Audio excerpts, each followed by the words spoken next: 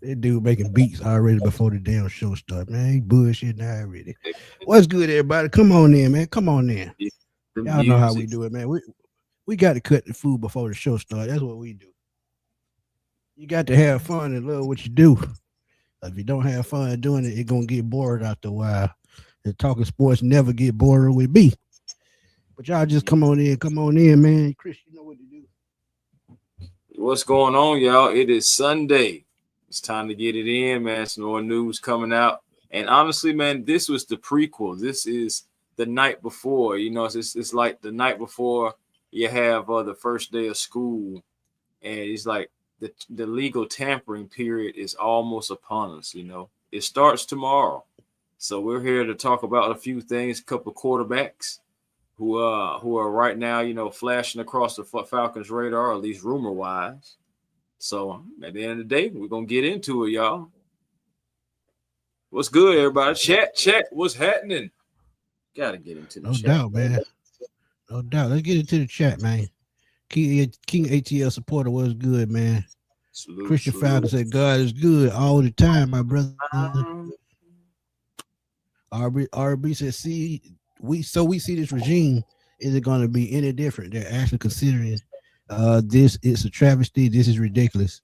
We're going to get into it into a second, RB, because I'm going to try to put some logic towards that because, you know, like I said, man, I try to put things to perspective from my point of view to where y'all can understand and see things a different way. Trust me, you know, I get where y'all coming from because of what we've been through at the quarterback position. But, you know, you got to trust somebody, man. You got to. And if you don't trust them, then guess what? It happens. But, yeah, man. Big John, what's good, man? What's Big happening? John Higgins, man. Stopping through, man. Big bro. Always checking up on me. DC, what's up, man? What's going on? Robert Blackman. Robert. Boy, King ATL says y'all hit that like button, hit that subscribe button. Also, go to our videos, hit that hype button, man, and hype us up. Y'all can do that. We truly appreciate it. Willie, what's up, my guy? ATL Focus, what's good, man? Many blessings, many blessings. Many blessings. Many blessings. What's good from Las Vegas? He at the strip with the strip club. On the Las Vegas Strip. Tater Head, what's good, man? So you guys need a new pass rusher if that one's going in jail. We don't know that yet, man, but we'll see what happens. But you still tell the truth. We still need a replacement pass rusher because no matter which way it goes, he's going to miss time. No matter if it's 5 years, 5 months, we don't know. We don't know. It's good. Eric Mack, what's good? What's good? Jason Roberts, what's up, man? Yeah, you know it. And Raymond, he got to bring the donuts. Raymond with the donuts. Shout out to them Hawks too, man. I see that hat in the picture, man. Shout out to them Hawks. 6 straight moves. Facts. Willie, what's good, man? We trying to stay on the road, man. It get hard sometimes. It's the off season, so it get kind of dry. But tomorrow, trust me, like I just told A1, man, he's gonna crank up big time. Because legal tampering period. I mean, you can legally talk to free agents, their agents, not the players. But yeah, it's gonna be some signings tomorrow. And all the ones we've been listening to the last 3-4 days, and another name that they talking about on the down low is Jalen Carter. Woof, boy, the Falcon pulled that off. See the catch on fire. But go ahead, A1. My bad. Ooh, I'm like, you said Jalen Carter. I don't know about the Carter. The Carter. Well, hey, that means they just signed Jordan Davis to a mega deal. Man, that was a mega deal. When I seen it, I said, Jalen Carter. Because, hey, but you know, one thing about Davis, though, he did get into better shape, too. So I will give that. Now he's every down player. Yeah, absolutely. Yeah, I give him his credit. Because remember, that was his knock coming out of Georgia. You know, he won a 3-down player. Got into shape. You know, got that cardio up. Now he out on the field, 75-80% of the time. So, man, look, I'm for it. But Jalen Carter, I know why they probably got him on straight block. His conduct, man. He gonna put himself in a bad spot. That's all I'm gonna say. I'm not gonna say nothing bad, but he's just gonna put himself in a bad spot with that bad attitude. Jeff Holton, what's up, my guy? What's happening? I hope we will have a signing tomorrow. I pray we do. But that only time Okay, tell, real quick. you know that money funny. You know that money Yeah, funny. Go ahead. I was about to. That's what I'm saying. Yeah, that money is definitely funny. I think we would have to. Well, to start getting me to moving is, of course, the basic. Oh, once you start seeing restructures and start seeing people getting cut, it's like, okay, so what's for to happen, Falcons? What y'all about to do? But we have yet to hear about any of that outside of what we know about. Mooney, of course, Kirk Cousins about to get cut, or Kadero Hodge. It's going to be a few other pieces getting cut, but I'm pretty sure they have a sense of direction of where they want to go. But at the same time, you still got to see how free agency falls. There's still going to be players that are deals are trying to get worked out right now, so they don't become free agents. You've seen all that scrambling happen over the weekend already. So it's going to be interesting tomorrow, man. Legal tampering actually begins. That's just so funny. It's something that we already know that was going on behind the scenes anyway, so they just gave it a date. Legal tampering. Man, look, I'm telling you. But yeah, Willie, that's true, man. That is something to think about if you go out to Jalen Carter. Can he recover from that he took from the legal standpoint of the accident with those kids, in the truck, speed and all that crazy stuff. Maybe Georgia may not be a good place for him, but really, no matter where he goes, he's gonna still have that temperament. I mean, it's just who he is. It's at noon, Willie. It starts at noon. Mm-hmm. But that's all on Jalen, though. I mean, everything is on you. You're a grown man, so I mean, if you want to act up, you can. You can go to Dominic Sue route if you want to. That's on you. But I mean, if you just want to keep your name clean and just play football, then that's cool too. Like at the end of the day, it's all on you. But whatever decision you make, just know it affects you and everybody around you. That's it. Facts. That's absolute facts. Tony Wright, what's up, my guy? Before we start, I got a task for y'all. And before I start the test, y'all know what to do, man. Drop some super chats if y'all can. If y'all can't, don't worry about it. And go to A1 page as well to drop super chats. Hit that like button. But I got a question for y'all. Is there one particular free agent, and we're gonna be realistic with it? Is there one free agent out there that is a decent price that y'all would like to see the Falcons sign? We'll start with that, and then we'll get into our first topic. We're gonna let y'all do that while we're talking, and then we'll move along and talk as we go. But Tony Wright said, why not the Atlanta Falcons going heavy into free agent signing a quarterback, 2 wide receivers, linebackers, and a cornerback? I can see 3 of them. And I'm gonna tell you which 3: quarterback, wide receiver, and inside linebacker. And the reason why I picked those, Joe Flacco name has been heavy. We're going to talk about that. Right. Wide receivers, they only have 2 wide receivers on the contract. So you get 1 in free agency, you get 2 in the draft. Inside linebacker, Tremaine Edmonds is on the market right now. And Quay Walker. And Quay Walker. So that's why those 3 are my picks. Outside linebacker, I can see that as well, because they could bring back Leonard Floyd. Talk about Arnold Ebiketie on the move. And cornerback, y'all already saw that the video I put up the other day about the cornerback. So I get all those positions, but if I had to go 3, it would be cornerback, wide receiver, and inside linebacker. Mm-hmm. Yeah, that's a good one right there. I can see quarterback as well. Definitely wide receiver. Oh man, I want to go linebacker as well, but I mean, shoot, we already just covered that. So I mean, yeah, corner can be an option too. I know Jalen Watson from the Chiefs possibly could be out there as well if they want to go and try to get a cornerback number 2 against and still possibly, if they want to, draft a cornerback in the draft, maybe in later rounds. But if you handle that in free agency, then you can push that back. It just all depends on what they want to do. But I'm definitely all for Quay Walker or Tremaine Edmonds. More so Edmonds over Walker to a degree, just because of familiarity and pass coverage. His cover. Yep, pass coverage. Yep. Tony Wright, I Jalen Rager is a name. Jalen Naylor, my fault. Yeah, Jalen Naylor is a name that's been out there, and I'm gonna probably do. I meant to do it yesterday, but I've been busy, man. But Jalen Naylor is a wide receiver from the Minnesota Vikings. I think they can get for a steal. I think he averages about 16 yards a catch, 29 catches, a little bit over 400 yards, and he's a speedster. and he's improved every year. And you talk about a guy that can play in the slot, speedster, a guy that can take top off the defense. He definitely your guy. So yeah, Jalen Naylor, he would be one of my guys, man. That's big super sleeper. Ron said quarterback, defensive tackle, and wide receiver. I go defensive tackle as well. Yeah. D offered. Yep. Hope he comes back.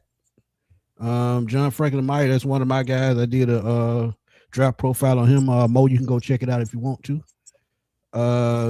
Said resign Caden Ellis. Nah, Caden Ellis gone.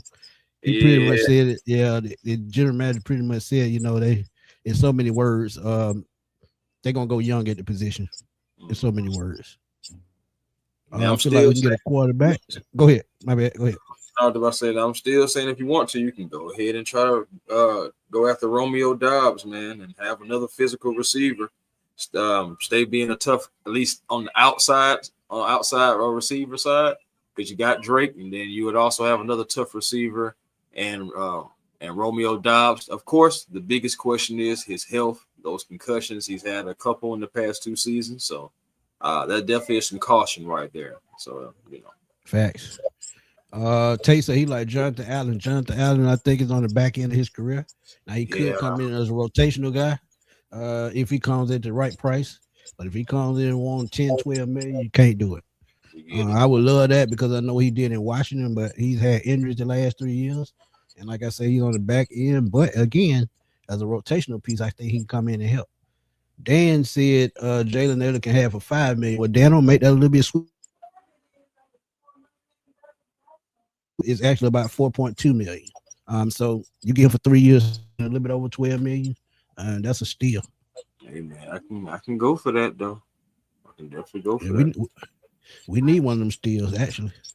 Yeah, we need some cap friendly deals, and I expect, and that's another thing I expect too. Because I was going to ask you Falcon fans, do you guys expect a big splash or just, like cap friendly moves? I do expect a lot of cap friendly moves. I expect some guys to come back just because they're familiar and they may, take a little less money just to play for the Falcons instead of trying to try out in free agency. Facts. King ATL, I agree with that to a certain extent, but anybody's replaceable at the right price. Look at Deion Jones. We thought he was the future of the Atlanta Falcons, the linebacker. We ended up signing the wrong guy, and the right guy went down in Jacksonville, and he's been a Pro Bowler the last 3 years. Yeah, so, I mean, anybody's replaceable if you get him in the right system at the right price. And I'm gonna just keep it sweet like that. Right. Second, what Curtis? What, a 3rd or 4th round pick? I think it was 3rd. And he ended up being our starting middle linebacker over who was here before him? I think it was Witherspoon. He kept getting hurt. Witherspoon and the guy used to play for the Ravens when we got him. What the guy that used to play for the Ravens that used to be on Real Housewives? What's his name? The middle linebacker. But he was here. He didn't work out because he stayed injured. And they had Witherspoon. I think who else? I think Devontae Campbell was here too. Devontae Campbell was still here. I know. Yeah. I'm trying to think of all our linebackers now. I don't say Akeem Dent and everything. Yeah, he was here at one point. Yeah, he was here. Douglas High School alumni. Shout out to him. Mm-hmm. Yeah, that's his name, Ray. I can't think his damn last name though. Not I can't think his last. No, not Ray. It was Ray something. But he played for the Ravens. No, not Ray. It was Ray something. Man, because he was married to Lisa Wong, the model lady. Oh boy, you know way more than that.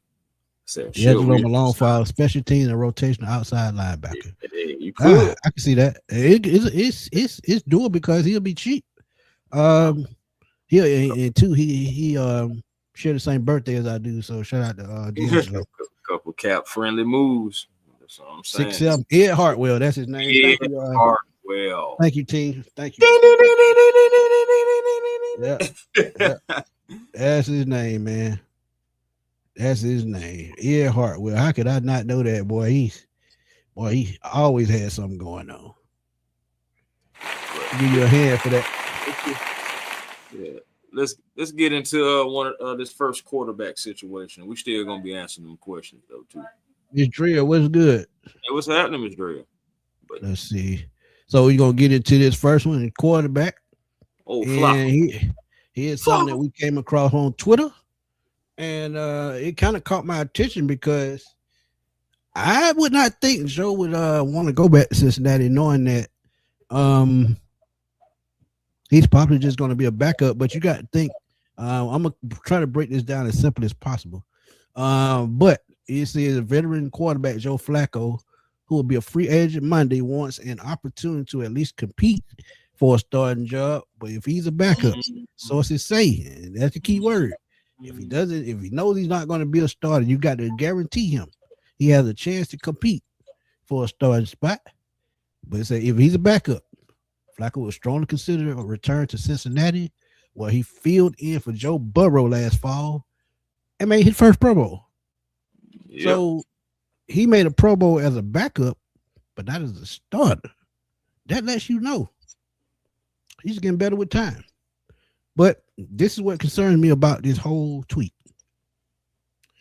What if the Falcons bring him in, promise him to compete, and he gets yanked, and they want to go with Michael Penix? That sounds like a problem to me. And I hear what y'all saying about we need a veteran quarterback. But if one is going to come in, they got to know their role. Because if they don't know their role, it's going to light up. They're going to light up the locker room. Kevin Stefanski is going to lose the trust of the players, and when you lose trust of the players, I don't care what year you in, that's kind of hard to recover from. But this tweet right here, A1, tell me what you think. Shoot, man, backup quarterback got to come in and do his job, like you said, know his role. And Joe Flacco still wanting to be pretty much having a chance to compete as a starter, which I get it. Because, I mean, the numbers said, I mean, when he was with Cleveland, I mean, he still had a 58% completion rate. Still threw, 815 yards, but he had 6 interceptions and 2 touchdowns. Flip the script, get around a better team, at least some better talent, like a Jamar Chase. Then it turned into 61.7% completion percentage, but he still threw for over 1,600, nearly 1,700 yards, 13 touchdowns with only 4 picks and a 91% QB rate. So I can understand why he would want to go back to Cincinnati. He had success there. He made a Pro Bowl there. But if he goes anywhere else, especially Atlanta, in my opinion, he has to know that, it may be some games, you come in, fill in, play your role. But at the end of the day, we still got to see what Michael Penix has. So you will probably most likely get yanked. That's probably going to be the business. So I don't see him necessarily coming here for that. It's just he's riding that high, It's like that old gunslinger. He's still riding that high. He's like, I still got it. But we've been there with Kirk Cousins. We're about to release a guy that still feels like he's a starter. And we're going to bring another guy in that doesn't, want to come in, and wants to be a starter at 41. I just kind of feel like you're kind of hustling backwards a little bit, man. Oh, no, I mean, if you want to play, and like I said, you got to think about it too. You bring in a veteran, you're going to pay him much more than you're going to pay Flacco. Even if not, the only way that you don't is you get a Tua Tagovailoa or you trade for a Dillion Gabriel, who we'll get into in a minute. That's one of the quarterbacks that were cut who are on big contracts. They're only like $1.3 to $2 million. That's not much. But if you bring in a Joe Flacco, you're gonna spend at least I would say 4.5, because he was on a 2-year, I think $8 million deal. But you got the numbers right in front of you of what he did in Cleveland. So if you think about what he did, this is why he's picking Cincinnati, because he's thinking about the system that they're in, the weapons that they have, and they retooling, and he's comfortable with those players. This is why he's thinking about Cincinnati. But at the same time, Kevin Stefanski is the only one that gave him a chance outside of them. Cincinnati traded for him when Burrow went down. So he would probably come to Atlanta. It's just whether he's want to settle to be a backup if they get to a certain point and they win a football game and they make a quarterback change. It just wouldn't make sense. Now, don't get me wrong. At some point, that age is going to kick in. But at the same time, if you more balanced on offense like you should be, I think it wouldn't be no problem because he's going to make the proper throws. He's going to lead the team. Now he does turn the ball over a good little bit, but at the same time, we had Heineke, we had Mariota, we had those guys. So what's different?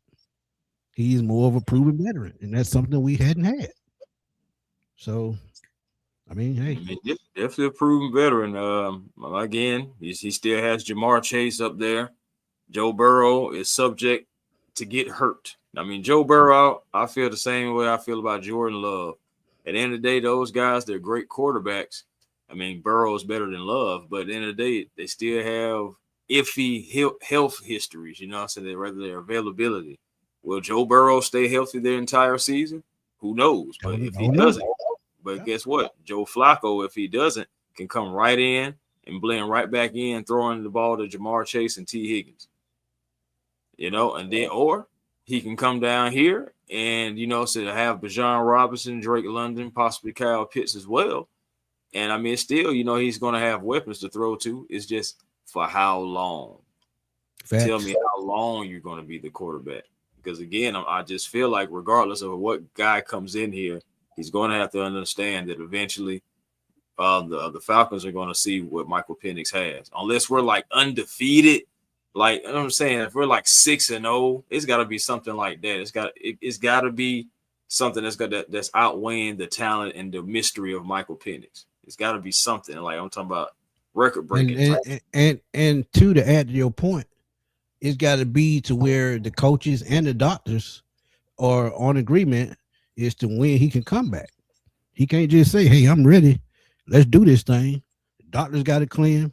Coaches got to see something to agree. They got to agree with each other to, you know, to a point to where, hey, he can come back in and start back playing. I believe and I trust him. If he doesn't get to that point, hey, it just is what it is. But at the same time, it could happen. But I'm just being real with y'all. If he's not ready at a certain point, I mean, what can you do? You look for another quarterback. Because we don't know. Like I said, timeline changing. He can say what he want to say. Right. But at the same time, if he practicing and things not looking right, guess what? He's not going to play. Not moving right, have a setback, anything like that.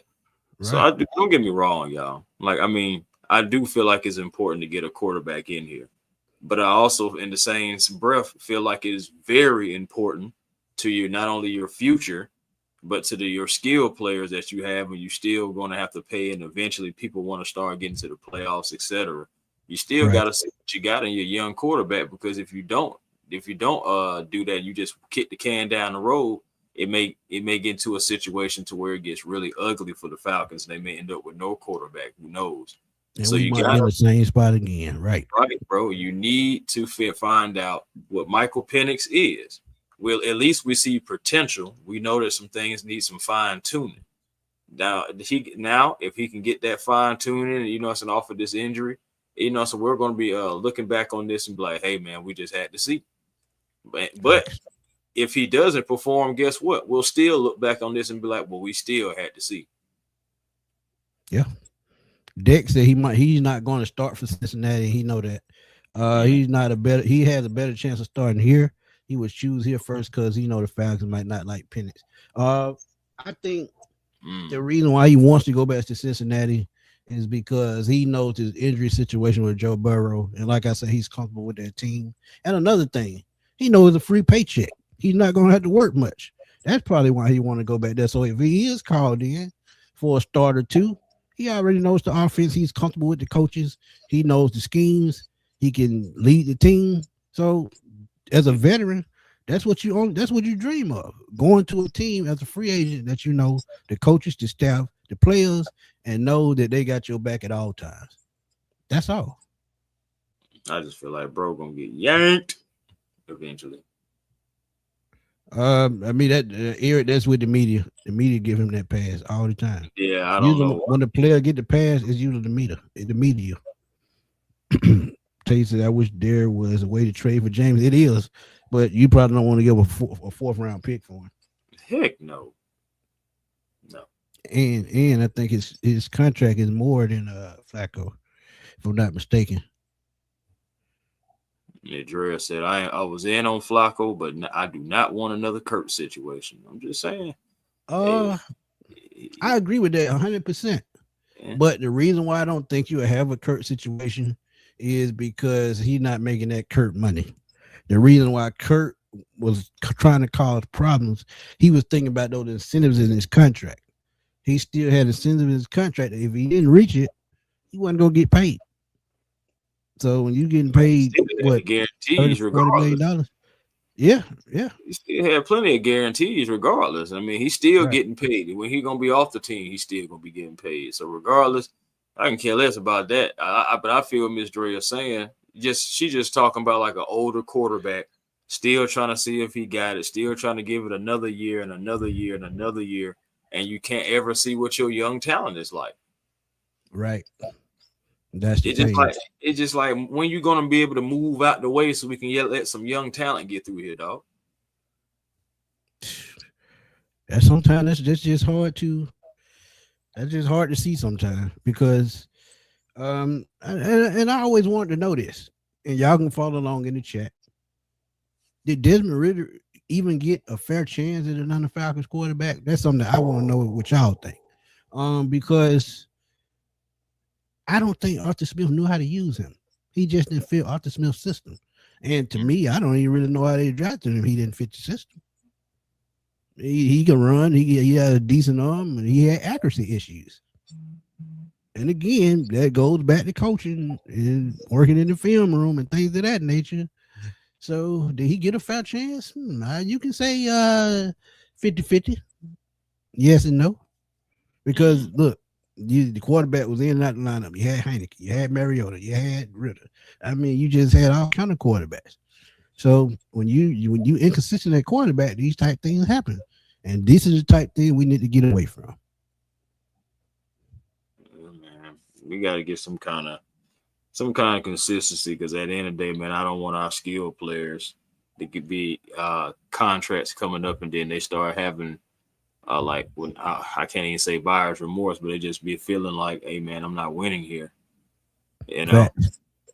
So and that's another reason why we got to get the quarterback position down pat too, because I'm telling you, man, having Matt Ryan all those years, we were spoiled, and now we really see what quarterback purgatory really is.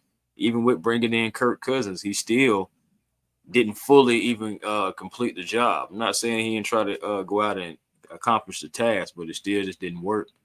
So you still at a revolving door. And now you have the things with Penix. I'm hoping and praying that Penix, you know, and I hate to feel that way too, by the way, but that's what we are doing. We're hoping that Penix is the guy. We're hoping that he can stand up and everything, and we're hoping that he can stay healthy. At the end of the day, that's still a lot of hope, you know, and we don't have a lot of time. So it's that's why I just want to see what Penix has, you know, because I don't want to get in a situation where it's like 3 or 4 years down the road and we're still trying to see what Penix has, or we don't extended him, or whatever the case may be. If it's right, we have a new regime, so I feel like, you know, it is warranted to at least give the guy opportunity. And if he's not the guy, then the new regime has all the right, you know, to move on, which don't get me wrong, they have the right now. But at the same time, bro, I'm just saying, see what the man has. That's all I'm saying. Just see what he has or what he doesn't have. Yeah. JT, I wanted that long time ago because as I told y'all on the previous show, I'm looking at this win now window still. The window is still open that we can get into the playoffs with the team that we have. And you put a quarterback back there that's a veteran that can make the plays. This is easily a playoff team. Now you have an offensive staff that can be consistent. I think it makes all the sense in the world. So I bought in on Kyler months ago. It just is at the point that do the staff buy into it or do the ownership buy into it? That's the thing. How much do you buy into the Viking rumors? 100%, because they run the same thing we run. Mm-hmm. And remember, Stefanski was up there in Minnesota for so long, and under Zimmer and O'Connell. So I mean, I believe it. And it to me, and think about it, he got two good receivers, and Jefferson and Addison. I think Hawkinson is getting his contract restructured, but he got the weapons. But go ahead.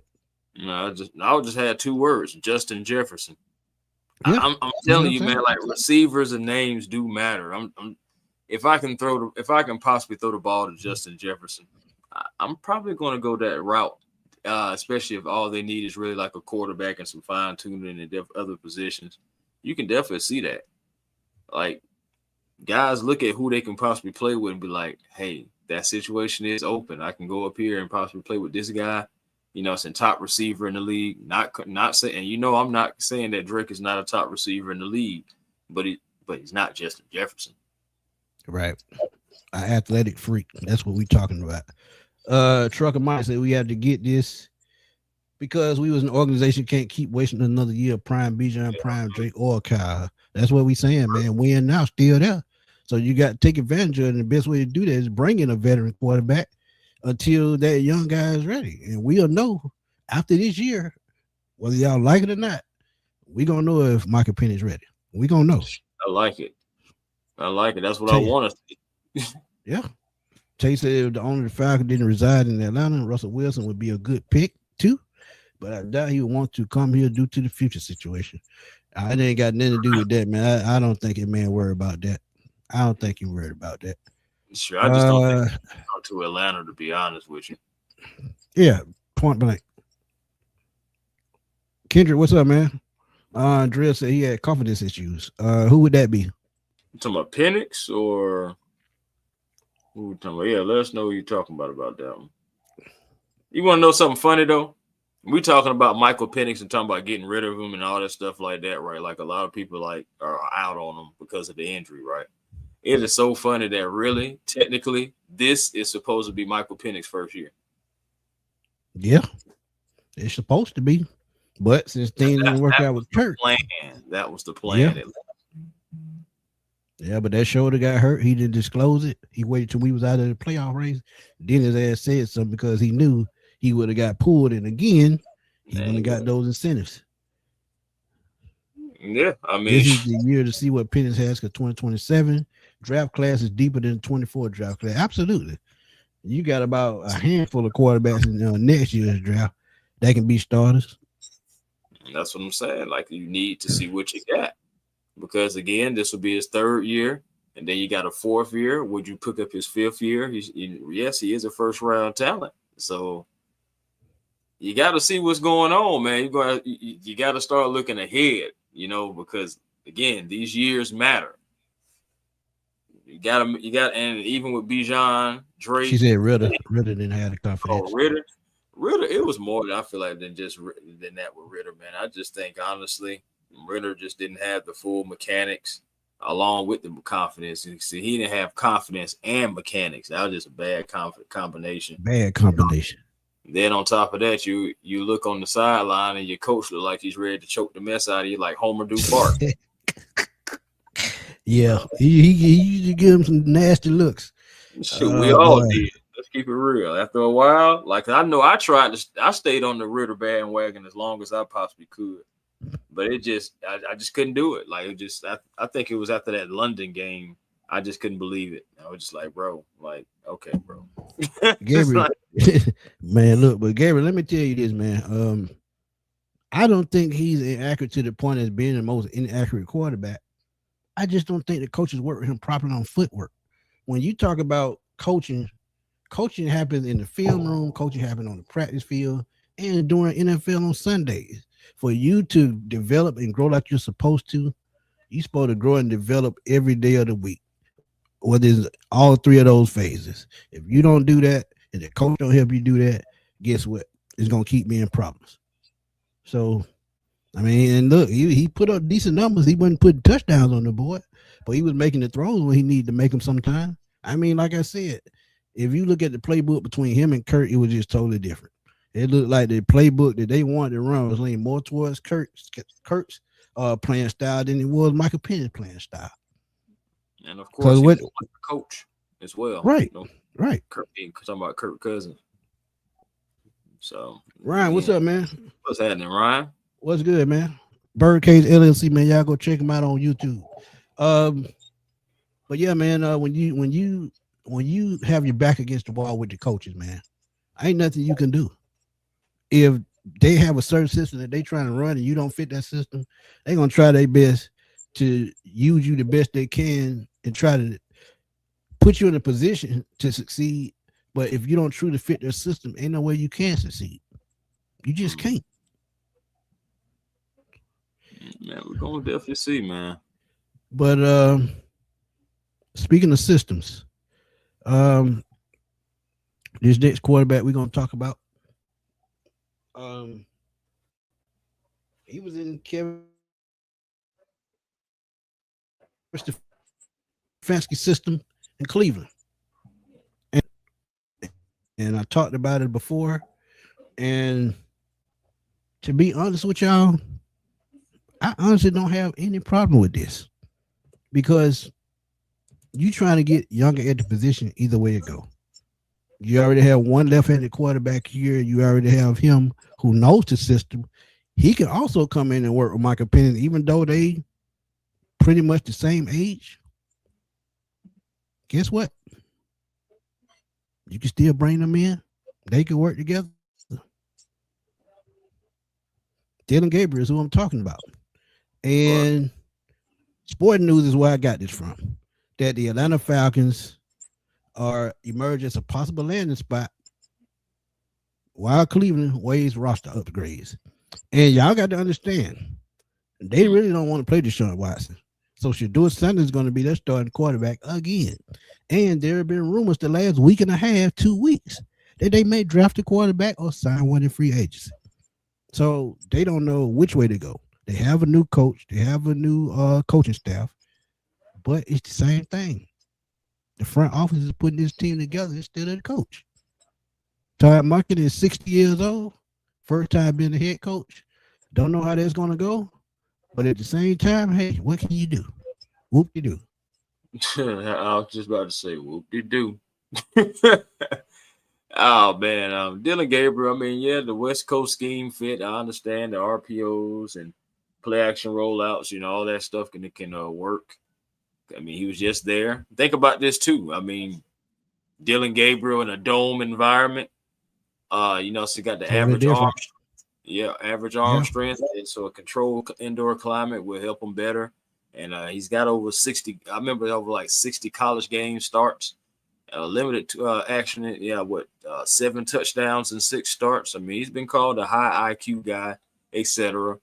My main thing is going to be competition wise. Will he be true competition? And what is the draft capital asking price? Because again, that's a good question because he was a 3rd round pick. Yeah. So that was a damn good question. Ghost Pepper, what's up, man?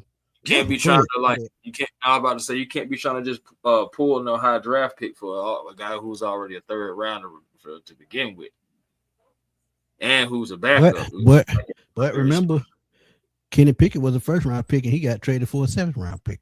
That's my just point. To get him off the team. So if I'm gonna be honest with you, I'm looking more towards that 7th round range because if you're gonna look for a quarterback and you already have 3 on the roster, Dillion Gabriel is the odd man out. But go ahead.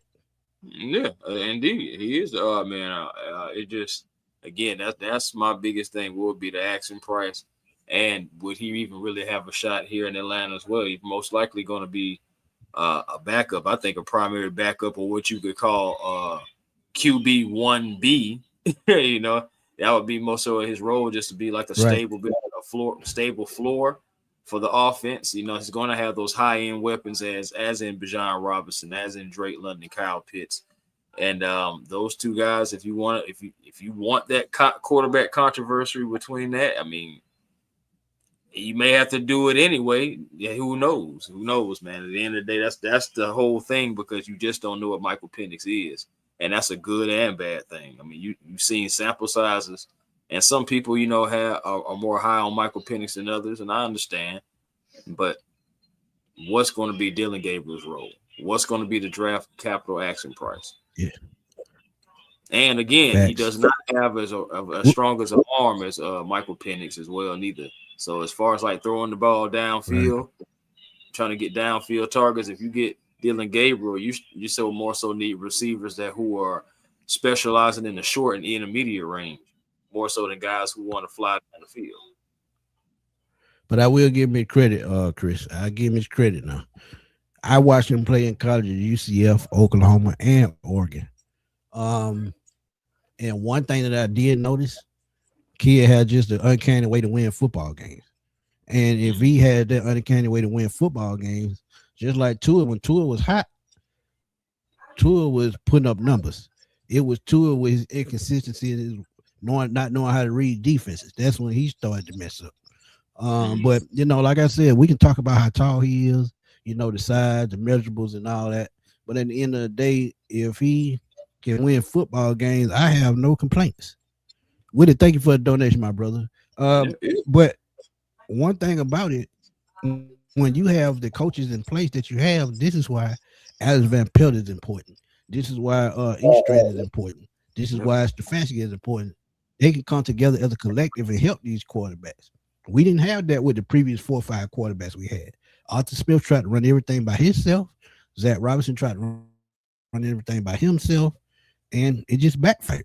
So now that you have a collective on the coaching staff, really, honestly, I don't care who we have at quarterback, just as long as they can be a game manager that they need to be. That's all I'm worried about.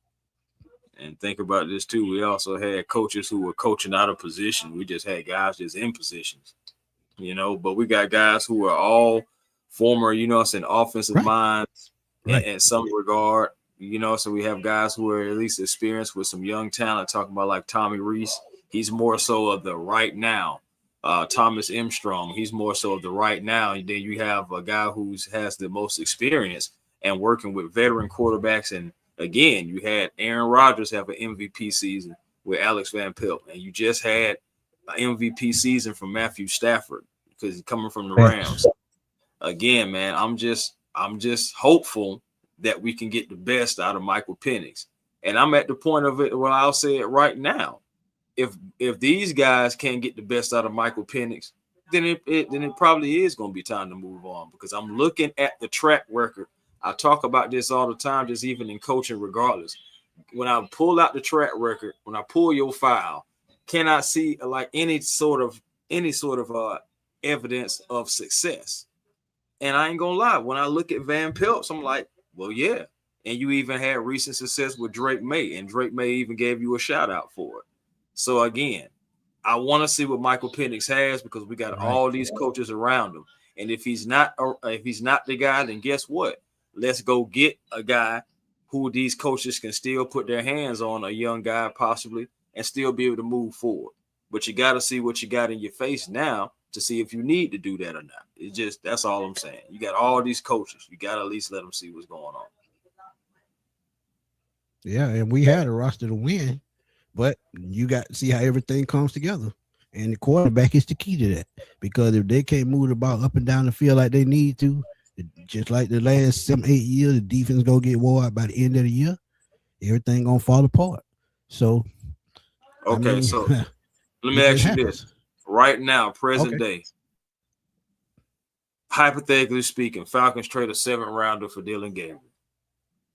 After you see that news, depending on, I said, let's say that we trade a 7th round for Dillion Gabriel. Who is your starter? Just like for Smitty, who's your starter? Michael Penix or Dillion Gabriel?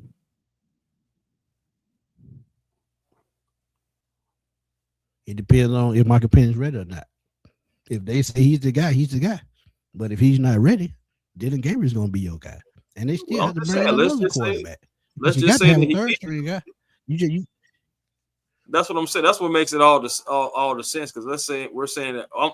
I'm saying that he is ready. I'm saying week 1, you got 2 healthy quarterbacks who can go out there ready to lead the offense. Which one is your guy? Are you going with Michael Penix, or are you going to give Dillion Gabriel a shot? That's up to the coaches. I'm gonna leave it at that. I mean, like I said, his opinion on what Smitty would do. Like I said, but but see, like I said, it's just what my opinion.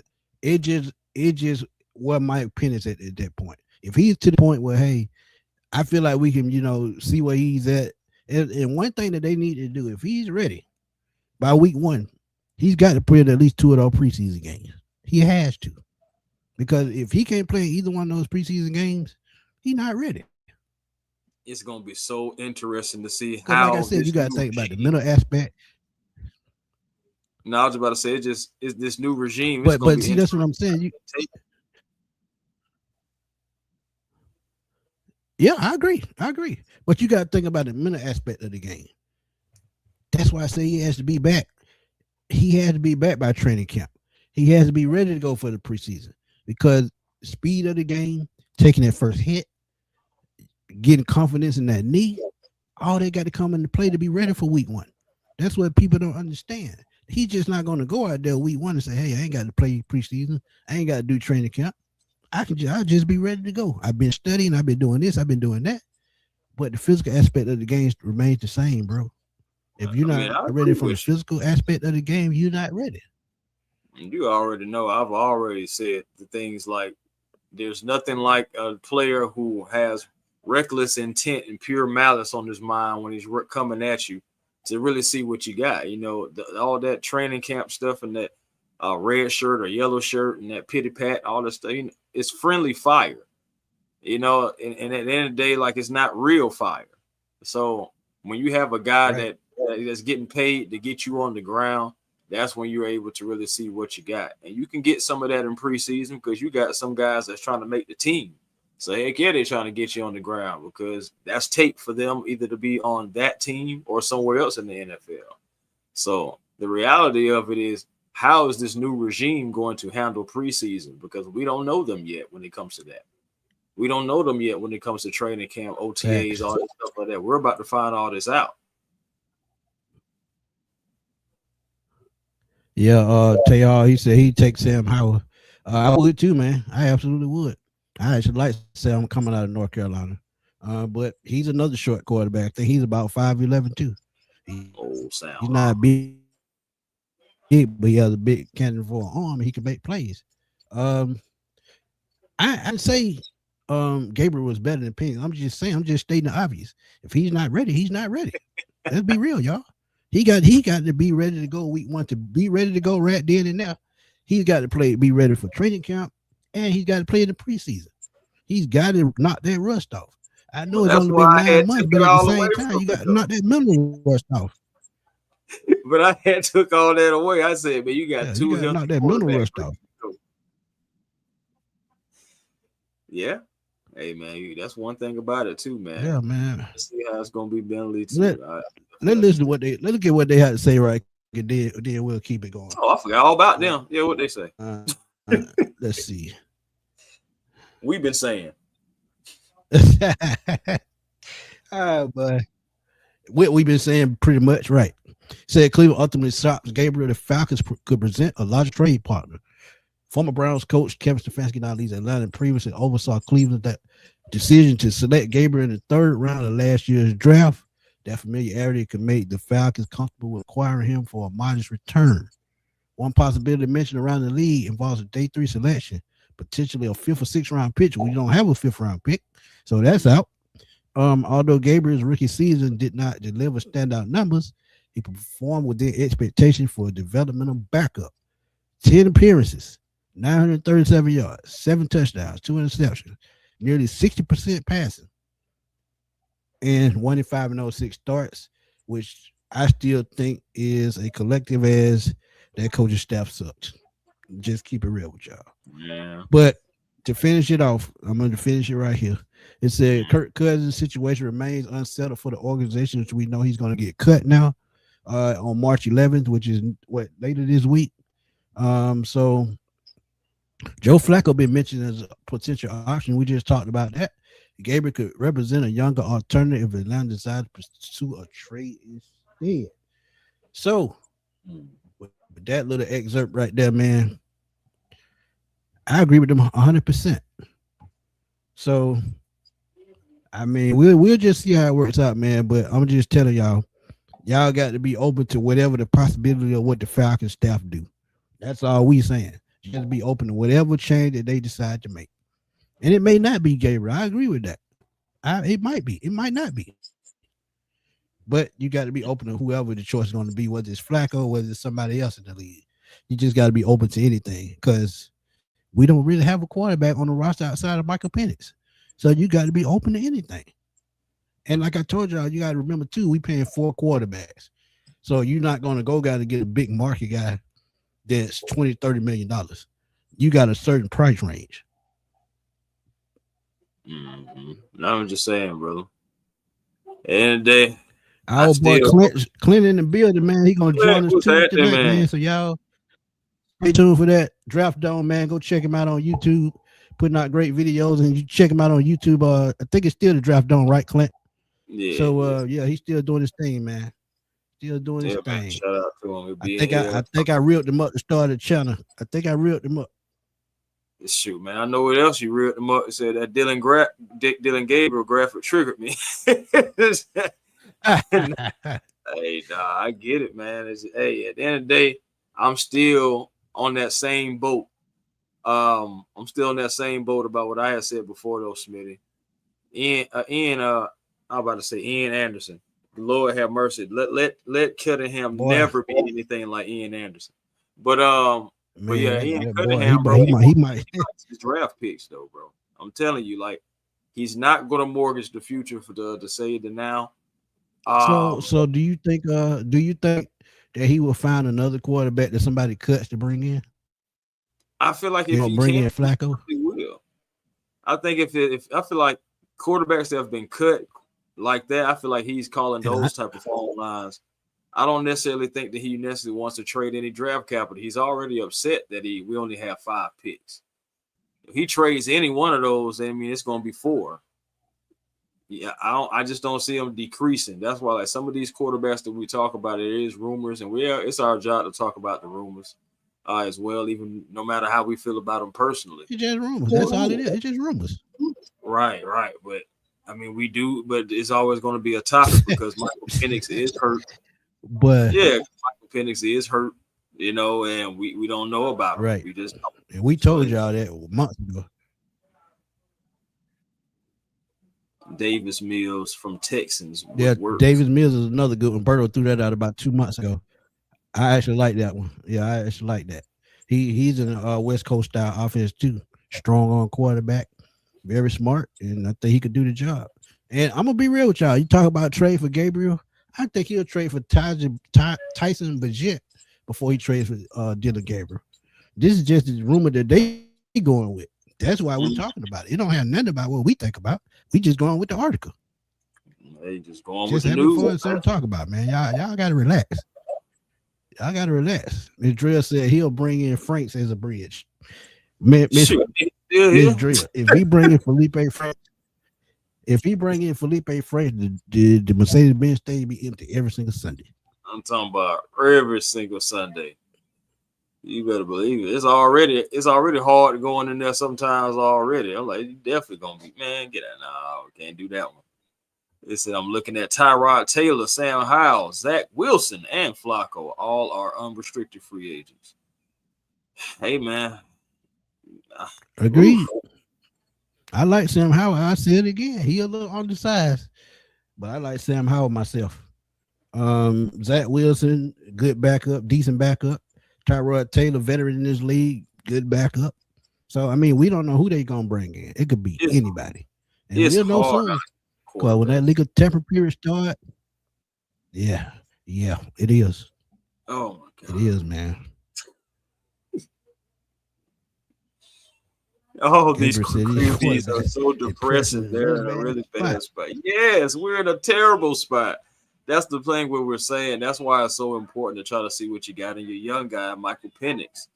It is so important because, again, the quarterback market is so murky. Now, it's just downright just despicable.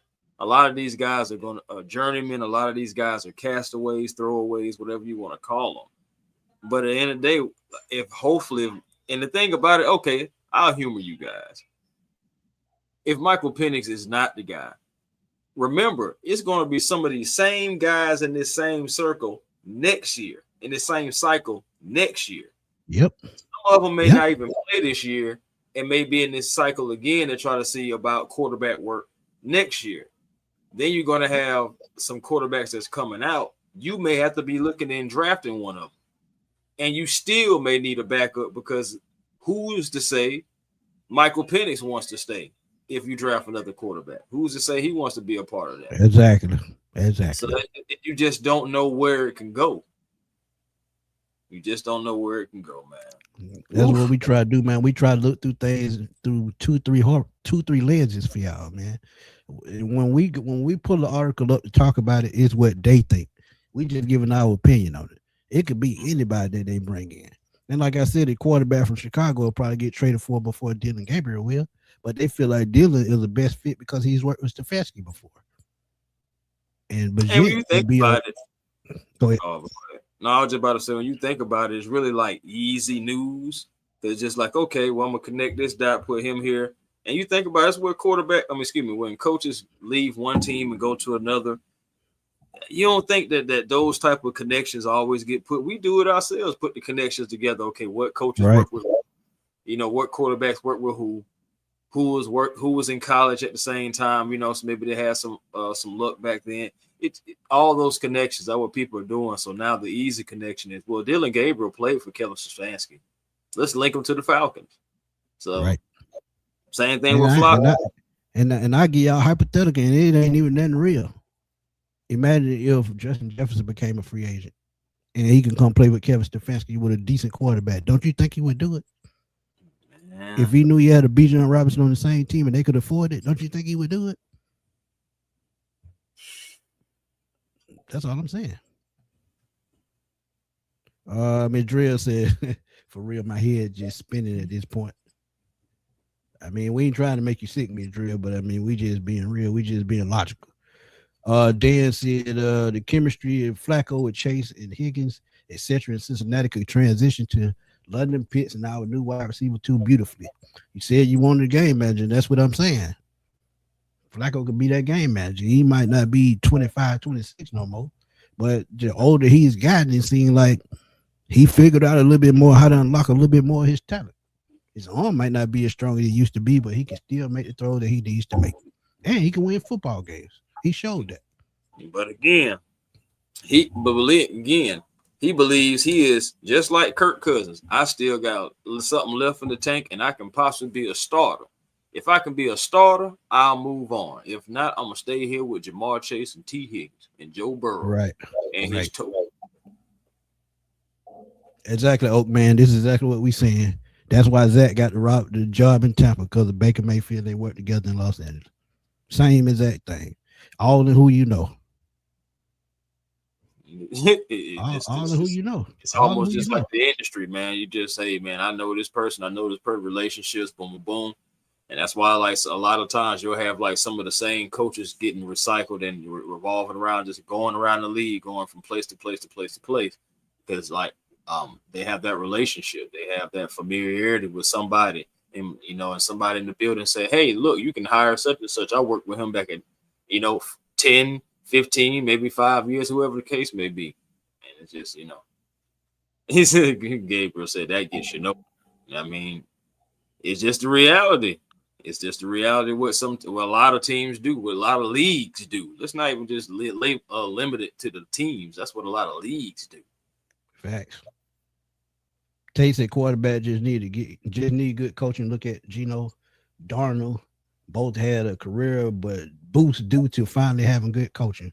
Malik Willis. So any possible young quarterback we bring in can do the same. Absolute facts. Yeah, that's possible. Just got to be in the right system. Look at Sam Darnold. He was a journeyman in the first 7 years of his career. He ended up winning the damn Super Bowl when he found the right system. And really, he found it in Minnesota, but they stupid ass threw him away. And he ended up in Seattle. It took him on to the next level. That could have been Minnesota in the Super Bowl this year, but hey, they wanted McCarthy, and look what they paying for it now. They talking about trading. Sam Darnold finally got his 50 games. Yeah, finally. D, what's up, man? Appreciate you. Oh yeah, always factual. And Flacco, he just a couple years younger than me. So hey, Well, I Flacco got gray hair, 41. he got gray hair. And he's still a couple years young. I'm just 46, just 5 years. That ain't much. So Smitty, you don't want to try it out there? We get Flacco, you might as well going out there for some tryouts Shit, too. no, that boy, they gonna be in trouble That fucking with me. man, I'm telling you. shit. Maya says Stefanski. Maya says Stefanski is really high on Gabriel. He's a lefty, which gives you two in camp with pennies. A good point. Yeah, it'll be two lefties. I mean, football, you ain't got to worry about quarterbacks. Excuse me, you ain't got to worry about your pass catchers catching a football that looks different. The spirals, coming out different, like our guys had to do. One guy was a righty, one guy's a left. So it's like you had to get used to that as well too. I don't think that is as easy as that sounds, by the way. Yeah, that spiral is different. Oh yeah, I ain't never seen number two about 3 or 4 perfect spirals in my life. And my Warren Moon had the best. I had to say Warren Moon. I could say Montana. Who else? Who would I pick for my third? Y'all might be mad, but I say Drew Brees. Even though he didn't have a strong arm, he still know how to make all those throws. JT, I agree. Draft let you know exactly what direction they having. I'm sorry, they going with MP9. It's going to let you know. And free agency will too. I'm about to say, yeah. Just about to say free agency will too. Because whomever it may be in free agency or the draft, it's going to give you some kind of idea. Steve Young had a nice spiral too. He killed the Falcons when I was coming up. Boy, I hated to see him coming. Yeah, Steve Young, man. Hate to see him coming. Do y'all know? Go ahead. Oh, it said, do y'all know who Stefanski really truly wanted at quarterback? Because he didn't want Watson, he didn't want Gabriel or Shador according to points. Yeah, I think he still wanted to rock with Baker Mayfield, to be honest with you. He had some success. That was, to me, and I didn't mean to cut you off. To me, I think that was a bad situation because the front office went behind his back just like the Falcons went behind Matt Ryan back. It happened in both spots. So when you had a front office making these kind of decisions without informing the quarterback, and like I told y'all in 2020, when Stefanski got to Cleveland, he won Coach of the Year and gave Baker his best year to date. It still didn't stay in Cleveland. So these type things happen, man, when your front office and your coaching staff is just disconnected. Well, go ahead, my bad, man. Oh, sure. No, I mean, that's just basically my whole thing. I just feel like he still wanted Baker Mayfield. Yeah, he should have. Yeah, he should have. He should have got him. He should have kept him. Because look what Baker Mayfield turned into. Yeah, I mean, shoot. And again, the whole relationship thing, going out there to LA, I feel like that was the best thing for Baker too. I mean, he went to the Panthers before then, and then went out to LA. When he went out to LA, that was the best thing that really saved his career. Yeah, I agree. D, you might hear some news tonight. They said 12 p.m. tomorrow, but I think they meant 12 a.m. So you might hear some rumblings tonight after midnight. You might start hearing news tonight. We'll see. But I'm gonna be up for a while, so if the news break, I will be up.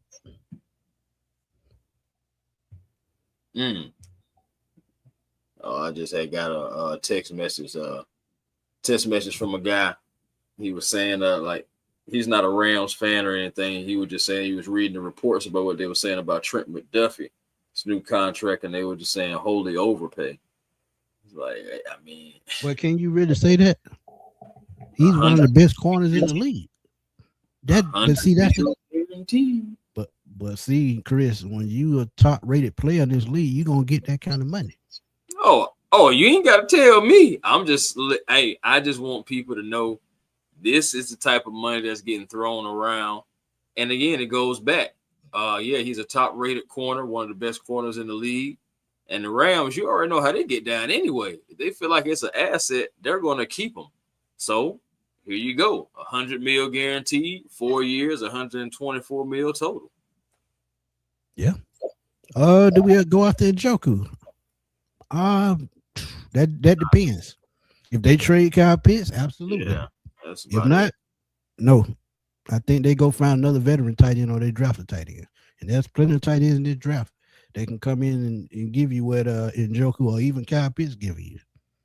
I'm gonna just say it like that. Being real with y'all. Dan said the Bucks on a downturn, but Baker will show off in front of Stefanski when we played him twice. He gonna do that anyway when he played the Falcons. He always do. Maya said Stefanski didn't want Gabriel. He felt he could win with Gabriel played. Rewatch the draft. He didn't want Watson or Shador. Yeah, I know he didn't want Watson. That was purely the owner who did that. He came out and said it.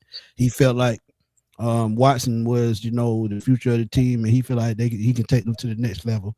But all the off the field problems, then that Achilles injury, it just got shot to shit.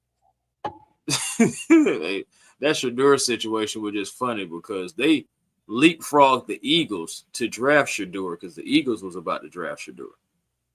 So, yeah, that's funny. You leapfrogged them to draft the guy that the head coach didn't even want. I was literally watching the draft when they drafted Shador, and I seen Kevin Stefanski's face, and I was just like, that guy does not want Shador.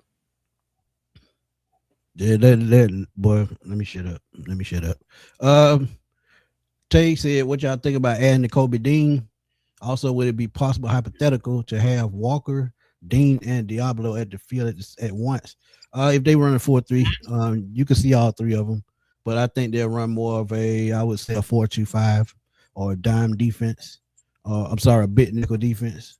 I could see it, but and I think honestly, Dean and Walker are probably going to be very affordable.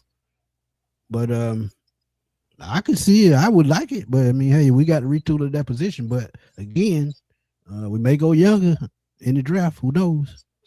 But, like I said, that second-round pick is going to be key to which way we going in the draft. When we pick in the at pick 48, we'll know exactly which way we're going. But go ahead, my bad. I was about to say a lot of people, they want wide receiver now. Before the release of I was hearing wide receiver before the release of the Darnell Mooney, but not as much as now. Because I know I even dropped a poll on my page, and I was just wanted to see what Falcon fans are at, and most of them, they're going. It was like over 40% saying wide receiver now. So, and that's what it is. So again, you can possibly get wide receiver in the draft. Maybe you can get them in free agency. Maybe you can double dip. Hey, at the end of the day, wide receiver, pass catcher is important. Got to have somebody. Absolutely. When you only got two on the roster, you got to go get somebody to catch the ball. The Chili's can't catch. Right. But think about it too, though, Smitty. I still feel like if you keep Kyle Pitts, he's got to be wide receiver number 2. If you don't go out and get a wide receiver, a veteran wide receiver in this free agency market, and you bring in a rookie, then Kyle Pitts got to be number 2 then. And you just let the rookie kind of go in the slide or be just, get in where he fit in type thing. But then you can have Drake and Kyle Pitts and roll with that. Agreed. But I'm going to be real with you. I've been saying this for the last 3-4 years. Kyle Pitts has to be the number 1 target. Drake London is the number 1 receiver, but Kyle Pitts has to be the number 1 target. He unlocks the entire offense. If he unlocks the middle of the field, that unlocks the run game. The run game is on point. Take deep shots with Drake London or whoever else is number 2 or the slot. Kyle Pitts is the key to this offense, but for some reason, they haven't been able to unlock that. Look at what Travis Kelce has done in Kansas City the last 8 years. When Tyreek Hill was there, Kelce controlled the middle of the field. That's why Tyreek could take those deep shots downfield. That's why he could take those shots over the top, him and Mahomes. Because when the tight end controls the middle of the field, guess what? Who do you know who to check and be on a stitching of the pass game as well? So Kyle is the key. When they figure that part out, everything else will fall in place. Trust me when I tell you that. Eric said, I've been so behind on Falcons news. Life has been busy for me. So I'm here to be briefed by the pros. Hey, man, ain't no pro. I just like to give my thoughts. I mean, I do okay. Words, but though. appreciate you though, Eric. Yeah, for sure. Dance out cap space is being cleared for at least 2 solid signings. No picks. Cunningham wants his draft picks. Yep, I agree. Yep, I agree. Until he shows me that he's going back on his word, I'm just now getting to know Ian. We're all just now getting to know Ian, like who he is. The man said, I like draft picks. I hate the fact I only got 5. So with that being said, I really just don't see him getting rid of one. It got to be a darn good player that he's getting rid of any draft pick for. I think he would rather get, if it was up to him and made sense to do it, I think he would just rather get rid of a player or 2 and get a couple draft picks and be like, let me build this guy. Well, you just made my next point. When he did that interview at the Combine, it's talked about Khalil Mack. I start rambling in my mind. Kyle Pitts or Jesse Bates, which one? I can see either one. I'm still going. I'm not sold until they line up week 1. Anybody can still be moved, no matter who it is. Anybody but Bijan. Bijan is safe, I think. Lidstrom is safe, I think. Anybody outside of those 2, they tradable. Well, I think people on the defense is safe. Like Jalen Walker ain't going nowhere. Agreed. You know what I'm saying? Like Brandon Dorless, he's here. Stuff like that. So, it is Divine Diablo. Veterans is what I mean. I should have just said veterans. Oh, Divine Diablo, you're not trading him right now. If anything, you're trying to add to him. And that's a guy I feel like the Falcons should extend. I ain't saying it got to be a super long contract, but just go ahead and give him another year or 2. What was his cap number this year? I think like 4. Hold on, let me make sure. Was it about 6 million? I want to say somewhere in there 6, no more than 8. I know it ain't no more than 8. I mean, if you give him a Caden Ellis deal when he came here 3 years ago, 3 years, $22 million? I think you can get by with that. Yeah. Okay. Yeah, it's at 8 million. Well, shoot. Okay, really so yeah. Well, okay, so you be at 3 years, $30 million. Yeah, I can still rock with that because you can maneuver that. Yeah, his base salary. Yeah, because he signed a 2-year, $14 million contract. So and $7 million. Yeah, so $7.66 million of it was guaranteed with the $6 million signing bonus. Base salary this year will be $5.6 million. Oh yeah, you can get him for $7-8 million. You get him in the 25 range for 3 years, I think he'll go for it. I'm just saying, yeah. I agree, bro. I just feel like Divine Diablo is a guy that you got to keep on the team. So go ahead and extend him. Like I said, you don't have to be a crazy long contract, but extending him for 2 more years, I don't think it would hurt because you've seen how much you missed him when I laid it out back when we finally came back, how much we missed Divine Diablo. And I made a video that's still up on my channel right now that how important Divine Diablo is to the Falcons defense and how much we missed him. They got to steal. Right. So again, you got that guy, pair somebody with him. I don't care if it's Quay Walker, it's in Tremont Edmonds. Shoot, if you want to, see if Leo Chanel wants to start in the gig. Yeah, Kansas City. Yeah. And look, I don't think he's gonna fall to the second round. But if CJ Allen there, go for it. Go for it, man. You got see. One thing about the draft is going to always be some slip through the crack, just like Xavier Watts last year. It never fails. If one falls through the crack and he's high on your board, go get him. Yeah, what I'm saying. I mean, the Kobe Dean, I still like that idea too. I mean, it's all going to come down to money and fit. That's really what it's going to come down to the most. Yeah. And I think it's Quincy Williams. Did he get cut?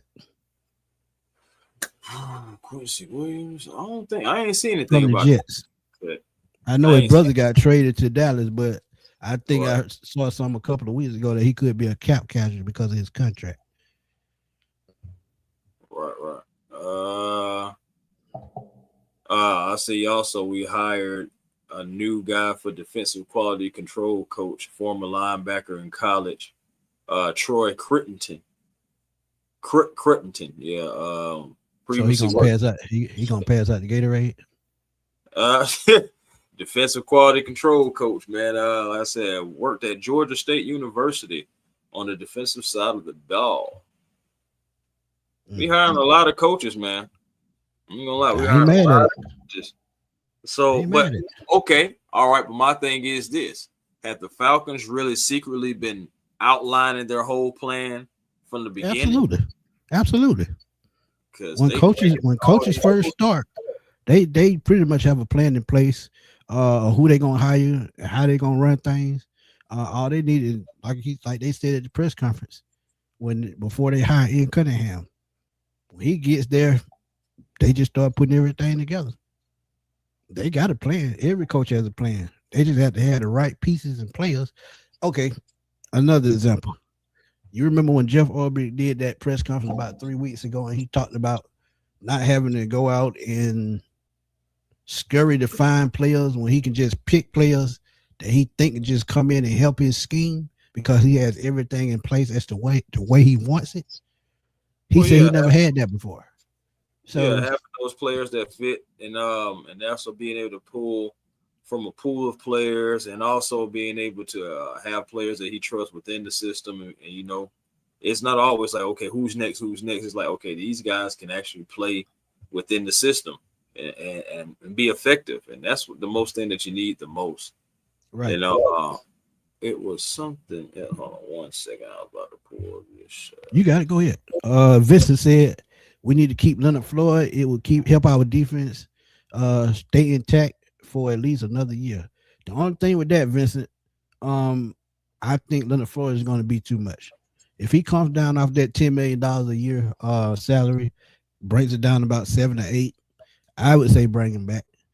He didn't really produce for that $10 million last year. So if he comes down to about 7 to 8 million, I would think about bringing him back.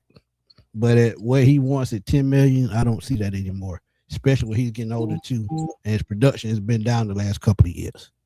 You know what else I'm thinking about too, with all these coaches being hired? You're bringing in all this different experience from all these different places. Right. You're trying to mesh this coaching staff. But also what it indicates to me as well, and I could be completely wrong, but I'm just thinking about this on the fly. It could just indicate that the Falcons realize with the cap space, it's not going to be easy to go persuade certain players to come here. So you're going to have to draft well. You're going to have to use that undrafted free agency pool well. And you're going to have the right guys to coach these guys who are maybe not as up to speed. And you remember, we hit that underdraft free agency pool last year. We got guys that's going to be here this year trying to compete like Kobe Bryant and et cetera. But at the end of the day, that's what I'm saying. Like, they may already just see the whole landscape and it's like, all right, let's just be real. We're going to have to spread this Kirk Cousins money over the next 2 years. We still have guys within the organization we want to keep and we need to pay. So we need to be having discussions with those guys. We want to bring new guys in, but we need to also have some cap-friendly signings to help us out because the cap will be better for us next year more so than it is this year.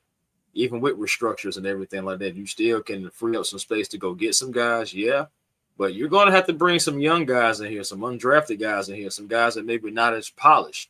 So we got to have the right coaching staff here to be able to brush these guys up and get these guys up to speed and get these guys ready to play on Sunday. That's just another thought I was thinking about as well. When I just think about all these different coaches coming in with all this different experience, different backgrounds, we're just hiring coach after coach after coach. Yeah, but again, it's familiarity. I'm sure somebody on the staff already knew him, and they was, going out to make that move. And he's in the city, and that one way they probably found him was because they do that program every year where they look for inner city talent, inner city talent, and that's probably how they found him. It happens sometimes. Yeah, that's for sure. He was a graduate assistant at the University of Florida. Worked with team linebackers before joining Georgia State. We hired him. This was a couple of days ago, but we also hired Kevin Winston and that's the guy that spent the last 5 years as the VP player The affairs for the Panthers. Panthers. Yeah, but he Yeah, was he here. was here. Yeah, Yeah, he was here before though the too. previous 15 years before that. Right. Vincent, we won't. I mean, we ain't got no news yet, man. We probably won't get no news of that for probably another month or so. They still going through the legal process That's and the trying thing. to see what they're gonna charge him with and who they can get to, get to testify. I guess, and that's what they're going to, because they're trying to see if they're gonna send him to trial. If they do that, then we'll know exactly which way to go. But I think the Falcons are gonna prepare for a time without him. I'm gonna just keep it real. I think they will, because they already know he's probably under the league personal conduct policy. He's already violated that, so he's going to miss time no matter what happens. Mm-hmm. And there's a name that, by the way, dang man, that whole Pierce thing, real quick. I hate it because I feel like we ain't not gonna get no news until like after the draft. And I hope That's I'm what I'm wrong thinking. about that. That's what I'm thinking. Yeah. I hope I'm wrong about that. But also, Mr. Jordan Reed, who is hired to be the assistant QB's coach. So that's another guy. He was with the Wisconsin Badgers as the wide receiver coach in 2025. Yeah, he actually coached in Detroit as well with the Lions. Yep, Western Michigan, Kentucky, NFL intern, Panthers, Vikings, and he was a former ATLGA. What's good? Yeah, he's been around. Oh, I'm sorry. He was a standout wide receiver because he played at Parkview High School in Lilburn, Georgia, and he played at Ohio University. Caught 133 passes, over 1,600 yards, 12 touchdowns. What school he played for? Lilburn High School. Yeah. Let's hear. That's down here, Parkview. Yeah, I know that because Parkview. Yeah, that's what I was just about to say. Yeah, Parkview had that whoop squad back in the day. Cornbread eating dudes. Dre want to know, do we bring in a new conditioning coach?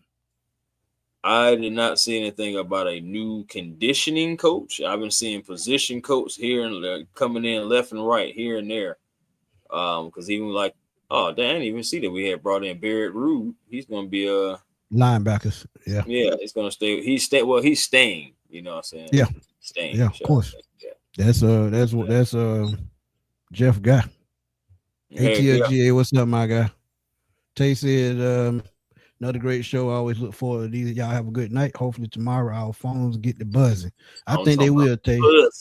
I think they will. Y'all go check out my boy ATLGA Faithful on YouTube, man. Support him, hype him up. Tell him your boy Smitty sent you over there, man. But like Tay said, man, another great show, man. We truly appreciate y'all stopping through.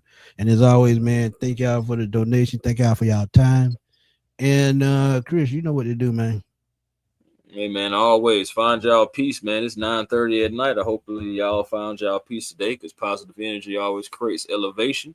That's how you find that there, man. Catch me at A1 Forever Sports. That's the platform on YouTube. If you're not already subscribed, please go ahead and hit that subscribe button so you can be a part of the A1 family.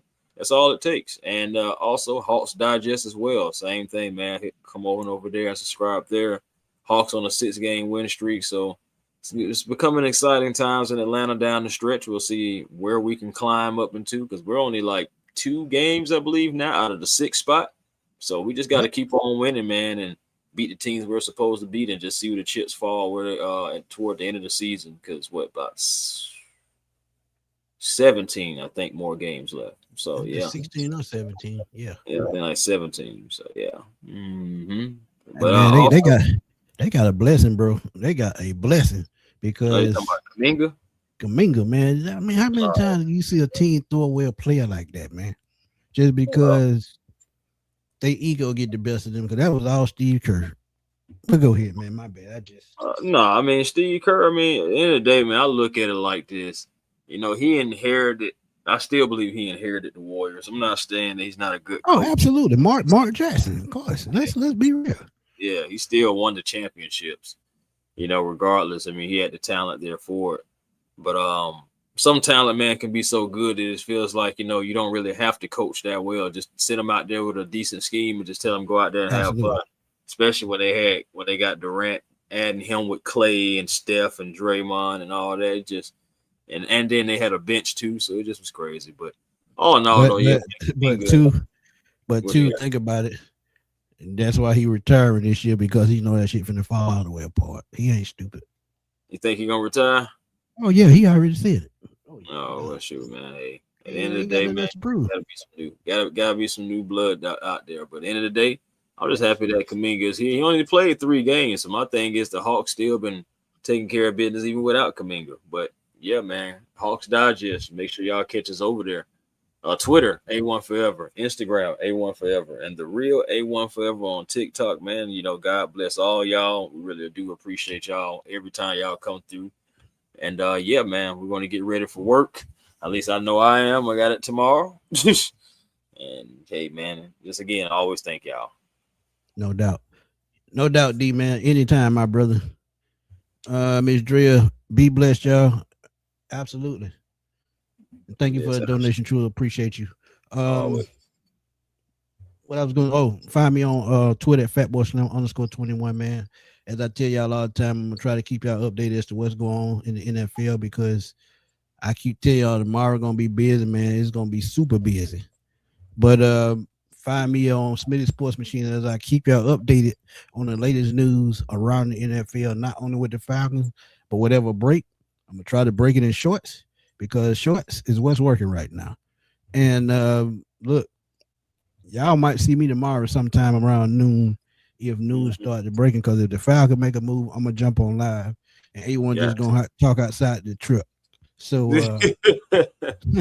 that's what we do, man. But again, man, thank y'all for a great show. Thank y'all for the interaction. We always appreciate it. Y'all make us think, man. Y'all give us thoughts. And Miss Dre, I did drop that video for you on the wide receiver from USC. So go check it out. Jacoby Lane. I think he'll be a great fit for the Falcons. Drake London clone, in my opinion, but I still think he'll be a great fit. For my boy A1, this your boy Antoine Smith. We're gonna rock on out of here, man, and holler at y'all probably tomorrow. Peace.